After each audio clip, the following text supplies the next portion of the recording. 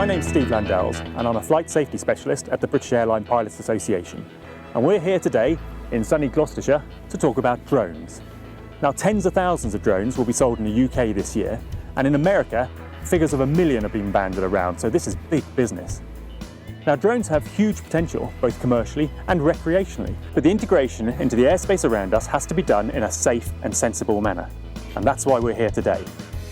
In my 27 years of being a pilot, I've had a go in many different aircraft types, from helicopters to hot air balloons, and from fast jets to jumbo jets. But before I've got airborne in anything, I've always sought out some form of training. So we're here today to meet up with a professional drone instructor, Ben Keane, who's very kindly agreed to give me a lesson in flying drones. We are on Minchinhampton Common, which is near Stroud in Gloucestershire. And we're here because it's an area that is used by hobbyists for flying model aircraft. And it's a nice big wide open space, so we can see quite a long distance away. We can see what the hazards are and where people are and things like that. There are some laws that will apply to you. If you have a camera under your drone especially, you won't be able to fly any further than 400 foot up or 500 meters away from yourself. Even though technically you can fly to 500 meters, you shouldn't really be flying any further away from yourself than allows you to be able to see your aircraft and orient it correctly.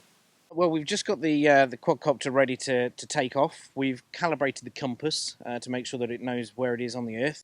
We're just going to have a quick look around, just make sure that there's nobody around, and then we'll get you flying.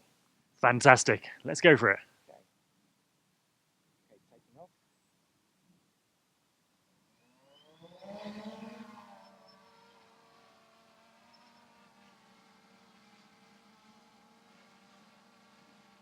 So Ben, how far away is the drone from us now?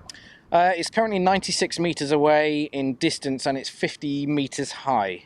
You're kidding, so there's less than 100 meters away and I can barely see it. Yeah. So 500 meters is a long way. I think it's worth remembering that though the legal limit is 500 meters, you're not necessarily allowed to go 500 meters. You need to keep it within line of sight.